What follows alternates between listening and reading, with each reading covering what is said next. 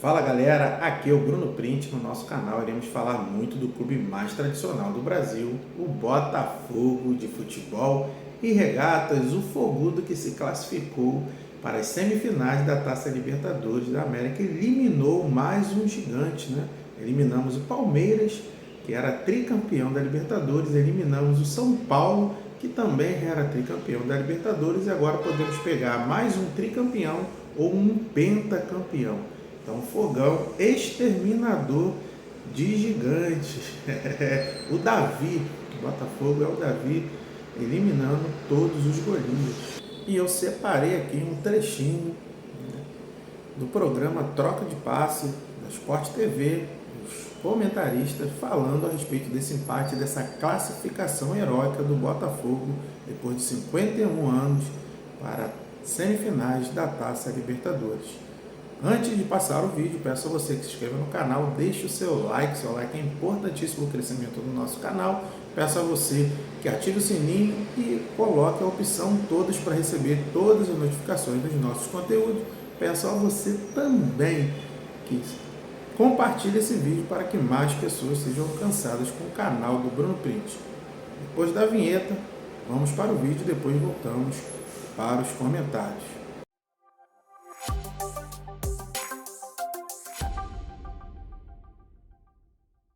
Falar sobre Libertadores. Terminou agora no estádio Cícero Pompeu de Toledo, o Morumbis.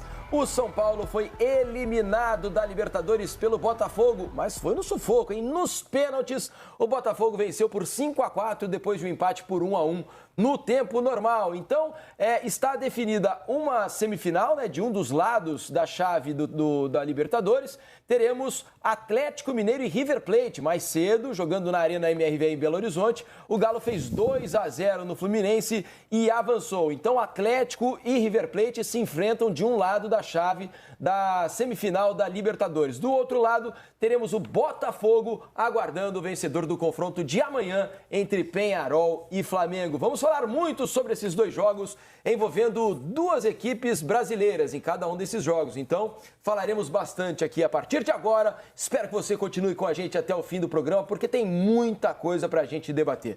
Eu tô aqui com o Carlos Eduardo Mansur, tô aqui com o Alex, e vamos começar a falar primeiro sobre esse jogo eletrizante, né? Para falar dos pênaltis cobrados por jogadores do São Paulo e do Botafogo, depois de um ótimo jogo, eu diria, no estádio do São Paulo. Mansur, boa noite. Boa noite, Felipe. Alex, todo mundo que assiste o Troca. Se a gente somar os 180 minutos, está muito bem entregue a classificação ao Botafogo, né? O Botafogo teve uma superioridade enorme no primeiro tempo do Nilton Santos. O Botafogo, num segundo tempo, um pouco mais equilibrado, mas o Botafogo ainda era melhor time do que o São Paulo, embora o São Paulo tenha tido, naquele segundo tempo, a melhor oportunidade do jogo. O Botafogo foi claramente melhor no primeiro tempo dessa noite no Morumbis, e o São Paulo foi bastante superior no segundo tempo, na minha opinião. Se você somar isso tudo, a classificação está bem entregue. Agora, é curioso pesar também, e o futebol escreve essas histórias, que no jogo de hoje, pelo menos as três melhores oportunidades do jogo foram do São Paulo, né? O Botafogo sai na frente, o São Paulo tem o pênalti, o São Paulo tem boas chances, especialmente no segundo tempo, e acaba não conseguindo converter. De todo modo, vai para a semifinal um excelente time de futebol que é esse Botafogo, e o São Paulo conseguiu, no segundo tempo do jogo de hoje, fazer algo que é bastante difícil, que é ser superior e empurrar para trás esse grande time do Botafogo. Mas no todo, o Botafogo é o melhor time, tem mais recursos, tem um investimento, inclusive, maior do que o São Paulo, e pelo que joga na temporada, está muito bem colocado na semifinal da Libertadores. E pelo desempenho, passe Flamengo, passe Peñarol, para mim, será favorito nesse confronto da semifinal. Como já era contra o próprio São Paulo no confronto das quartas de final, né? Daqui a pouco vamos falar com detalhes para vocês sobre a classificação do Botafogo. Deixa eu dar uma boa noite aqui para o Alex, querendo ouvi-lo também sobre o outro duelo de brasileiros que estivemos, né? Lá em Belo Horizonte, o Galo, para mim, né, na melhor versão do Atlético na temporada, na melhor atuação do Galo em 2024, fez 2-0 no Fluminense e avançou também com méritos. Alex, boa noite. Boa noite, Felipe, Mansur, todo mundo que tá em casa. Cara, eu tô famoso muito velho hoje, velho.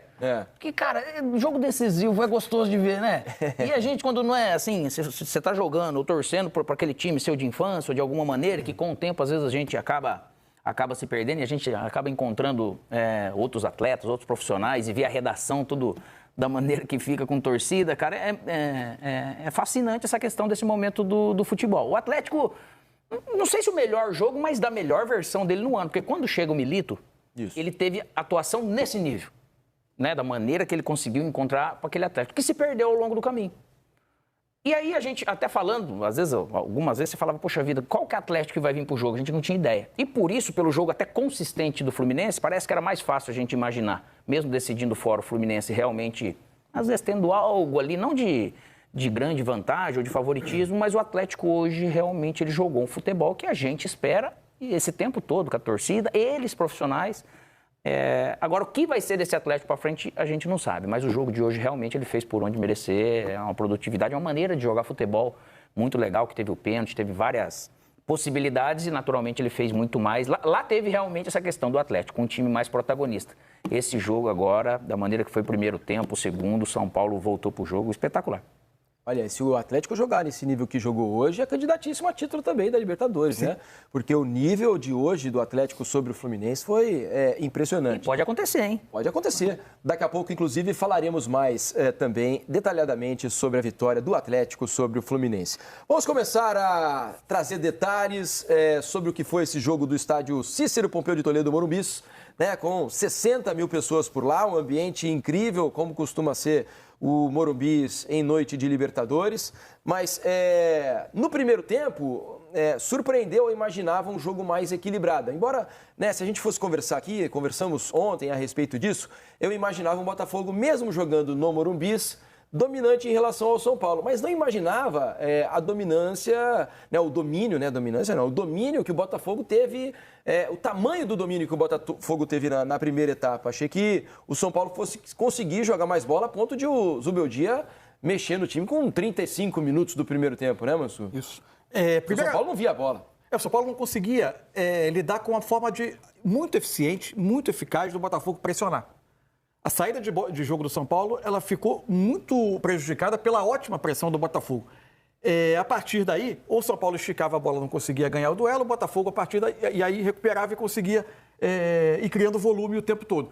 Foi um primeiro tempo de domínio do Botafogo. Ainda assim, se a gente olha o lance do gol, a gente vai ver o Savarino desarmando o Luiz Gustavo. Isso. Se a gente pensa nos encaixes de marcação da pressão do Botafogo, de fato o Savarino era quem pressionava o Luiz Gustavo. Mas o lance não acontece numa saída do São Paulo, né? Numa pressão de saída. É um chute longo do Botafogo, a bola cai com o Luiz Gustavo e aí... domina no peito e acaba perdendo um pouco do controle a ponto do Savarino roubar. Isso, né, a partir do domínio do Luiz Gustavo, a bola escapa e o Savarino consegue roubar. De todo modo, o Zubeldia percebe que precisava fazer uma intervenção no jogo, né? Porque o São Paulo não conseguia sair de trás. E o que eu acho que... algumas coisas que eu acho que mudam a partida. Ele coloca o Luciano no lugar do William Gomes, o Luciano passa a ser o meia central, né? O Lucas vai para a direita. O Lucas vai para a direita. Inicialmente o Rato vai para o lado esquerdo. Mas, principalmente, a grande mudança para mim é a partir da saída de... especialmente no segundo tempo, a partir da saída de bola. Que ele começa a fazer a saída de bola com o Rafinha mais os dois zagueiros e faz o Wellington ganhar muita altura já inicialmente. E isso começa a fazer os jogadores de lado do Botafogo, que normalmente já precisam trabalhar muito, começam a ter muito trabalho com ele. E o São Paulo, aos poucos, vai conseguindo ter escape nessa saída de bola. Por vezes, o Bobadilha vinha buscar essa bola junto com os zagueiros para fazer uma troca de passe e conseguir escapar. E por vezes, o Wellington conseguia sobrar pelo lado. O São Paulo vai conseguindo fazer o jogo e acontecer mais no campo do Botafogo. A gente comentava aqui ontem, o Botafogo é excelente com a bola. O Botafogo é excelente pressionando os adversários no campo dele, como fez no primeiro tempo, e dominou o jogo a partir dessa pressão. Mas o Botafogo é um time menos bom, entre aspas, quando ele precisa defender perto da sua área. E aí o São Paulo teve algumas das melhores oportunidades, muitas delas, por vezes, a partir de cruzamento, a partir de muita entrega também. Um jogo do São Paulo do segundo tempo, tentativa de desarme e ataque rápido. E o São Paulo consegue fazer algo que é muito difícil da gente ver, que é colocar o Botafogo um pouco mais para trás. Tanto que o Botafogo começa a ter muito mais saída com chute longo, porque o São Paulo também se predispõe a pressionar mais. Quando encontra o gol com o Caleri, não dá para dizer que para os 90 minutos dessa noite era um lance... que era um placar que não contava o jogo.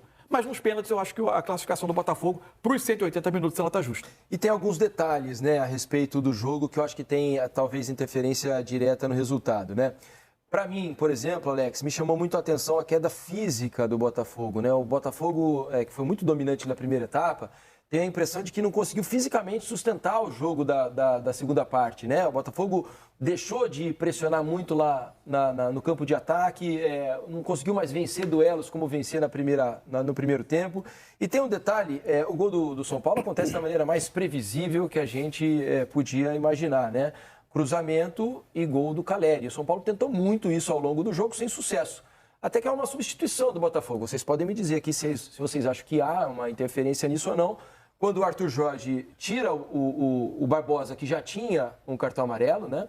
E coloca o Adrielson. E depois dessa saída, coincidentemente ou não, o Caleri consegue, na sua primeira vitória pelo alto, meter a bola na rede, Bastos, né? No lance, quem está no lance é o Bastos. Sim, exatamente. Mas é por isso que eu queria entender se vocês acham que é apenas uma coincidência, né? Porque o Barbosa ele é um exímio cabeceador, né? Assim como o Caleri. E vinha levando vantagem, né? Porque normalmente era ele quem estava disputando essa bola com o Caleri. Felipe, mas hoje o Caleri acabou vencendo ali depois da saída dele. Você traz uma característica que a gente falou. Não tem nada de demérito pela melhora do São Paulo, mas é óbvio que de uma maneira estranha, assim, eu falo pelo que o Botafogo vem produzindo essa parte física, eu também, é algo que não pode deixar passar. Fisicamente, eles realmente perderam um pouco de energia. E isso ficou perceptível. Aí vem essa questão. A troca, tomou o gol por causa da troca? O Barbosa, que foi super bem, que tipo de bolas que vieram quando o Barbosa estava lá? Lógico que ele tem uma estatura maior. O Botafogo, enquanto teve gás, ele protegeu muito essa questão do portador da bola. Então não era um cruzamento tão livre para chegar naquela área tão da maneira que foi. Então, às vezes, comparar só a questão da troca, eu acho que ela vai além nesse sentido. Então, o jogo fluiu muito mais, porque também o Botafogo não conseguiu seguir com aquele ritmo dele, nem para atacar e nem para marcar. Ele ficou muito exposto. Isso é uma característica, sim. E, óbvio, que o São Paulo se aproveitou. Aí a diferença que a gente falava da questão de decidir em casa. Né? Lógico que é melhor, tem esse gás a mais porque a torcida te empurra, tem uma necessidade, uma obrigação. O São Paulo entrou com o pé no freio, com aquela... peraí, vamos nos encaixar. E o primeiro tempo ele teve essa dificuldade. E no segundo tempo, estranhamente, realmente, o Botafogo, eu achei que ele caiu de produção, mas o gol eu não colocaria somente na conta, né? Mas eu acho que a liberdade até que o São Paulo teve nessas transições que o Botafogo não conseguiu seguir. Tem uma curiosidade no lance do gol do Botafogo, do São Paulo. Naquela altura já estava em campo o André Silva. Isso. O Michel Araújo... ele quem cruza a bola, inclusive, pro gol. Então, o Michel Araújo era o lateral esquerdo. Os dois entraram juntos. O Michel Araújo tem uma característica de um meia, né? Sim. Por vezes, já jogou até como meia ponta pelo lado esquerdo muitas vezes. A minha impressão era que aquilo ali era uma última cartada do Zubeldia para ter um jogador mais ofensivo pelo lado esquerdo e ter dois jogadores de estatura na área. Não o André Silva fazer o cruzamento. Só que o que acontece? O Botafogo, numa saída de bola, porque a essa altura o São Paulo já tentava pressionar, mas não tinha muito a perder no jogo, faz uma bola longa, ela cai, a segunda bola cai no pé do Matheus Martins, que em tese era o jogador do lado direito, quem faria a recomposição pelo lado esquerdo, mas ele estava mais pelo centro para ganhar essa segunda bola, ele perde o domínio, aí a bola é esticada direto no André Silva. E aí o André Silva faz o cruzamento para o Caleri. Perfeito, por sinal, o cruzamento sai perfeito. Eu imagino que o plano era o André Silva estar na área junto com o Caleri, mas por uma circunstância ele estava fazendo o cruzamento. Dentro de uma característica, a gente falava, normalmente, o Botafogo ele chega com 5, 6 na área quando ele está atacando. O São Paulo, desde o primeiro tempo, tudo muito espaçado, com Só o Caleri em muitos momentos. Depois ele ganha a companhia do Luciano. É lógico que tem uma falha ali de deixar ele subir tão sozinho daquele jeito para um cruzamento maravilhoso. Você tem que estar sempre perto do atacante. Isso é um fato, ainda mais um cara do tamanho do Caleri. Só que tinha o quê? Tinha acho que só ele na área naquele momento. Então era um cruzamento, para um momento de pressão, você fala assim, poxa vida, não seria nem ideal, porque era o André que estava cruzando e só o Caleri lá dentro. Então teve esse espaçozinho que ele soube aproveitar. E aí, galera, eu quero saber de você, o que você achou dessa vitória, dessa classificação do Fogão. Que jogo difícil, como a gente já imaginava, mas o Botafogo está mostrando que está preparado para ser campeão, ao contrário, né, de que muitos falam, tentam desdenhar o Botafogo, o Cavalo Paraguai, enfim, né, o Faísca.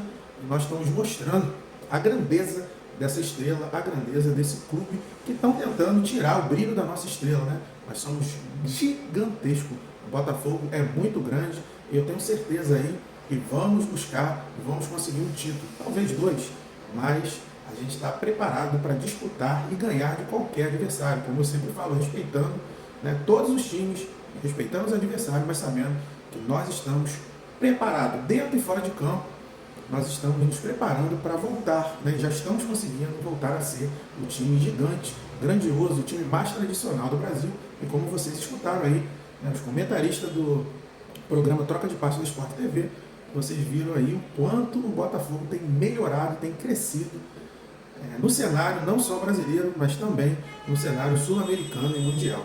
Então é isso, galera. Um forte abraço para você. Botafogo vai conseguir uma taça esse ano. Deus abençoe a sua vida e sua família e continue nos prestigiando. Amanhã, sexta-feira, live, 9 horas da manhã, live também às 3h30 da tarde e live às 9 horas e 15 minutos. Tamo junto, que Deus abençoe a sua vida e a sua família.